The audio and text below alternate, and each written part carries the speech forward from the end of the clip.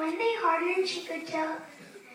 When they hardened, she could sell them at the market as calabashes to be made into bowls and jugs. One fine gourd, Shindo sat by the cook fire. This one she wanted her to use herself, and she hoped it would dry faster. The next morning, Shindu went off again to tend her field. But meanwhile, back in the hut, the gourds began to change. They sprouted heads, then arms, then legs.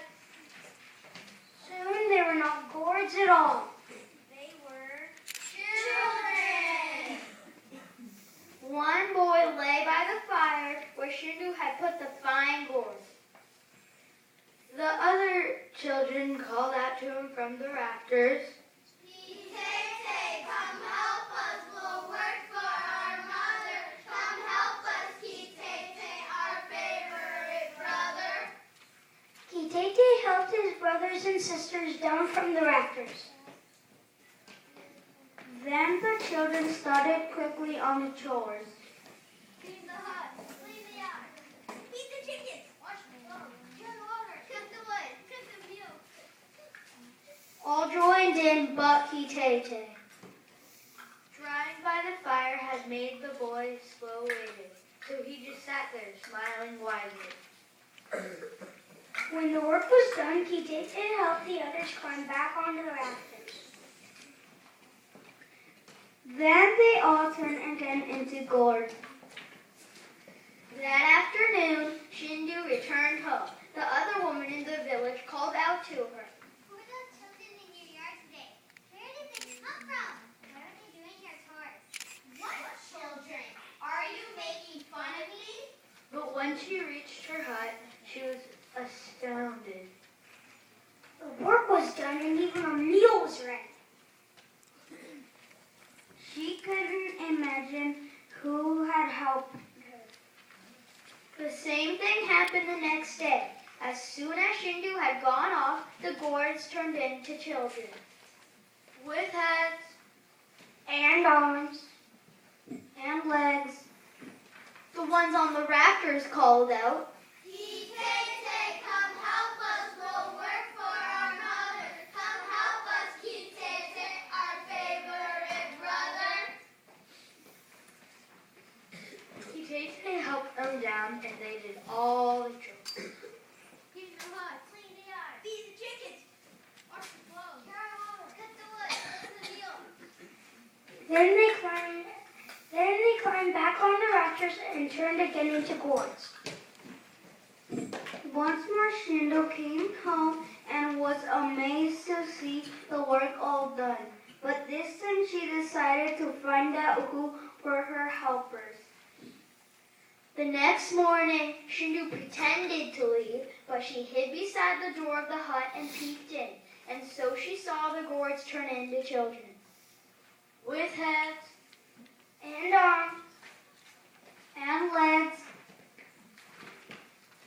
and she heard the ones on the rafters call out, Kitete, come help us, we'll work for our mother. Come help us, Kitete, our favorite brother. Kitete helped them down as the children rushed out the door and ran into Shindu. She was too astonished to speak, and so were the children. But after a moment, they went on with their chores. Clean the hut, clean the yard, feed the chickens, wash the clothes, turn the water, cut the wood, cook the meal. When they were done, they started to climb back to the rafters. No, you must not change back into gourds. You will be the children I never had, and I will love you and care for you. So Shindu kept the children as her own. She was no longer lonely. And the children were so helpful, she soon became rich, with many fields of vegetables and bananas and flocks of sheep and goats. That is all were helpful, but Kitete, who stayed by the fire with his simple-minded smile. Most of the time, Shindu didn't mind. In fact, Clayton was her favorite because he was like a sweet baby. But sometimes when she was tired or unhappy about something else, she would get annoyed and yell at him. You useless child! Why can't you be smart like your brothers and sisters and work as hard as they do? Clayton would only grin back at her. One day, Shindu was out in the yard cutting vegetables for her stew. As she carried the pot from the bright sunlight into the hut, she tripped over Clayton. She fell and the clay pot shattered. Vegetables and water streamed everywhere. Stupid boy!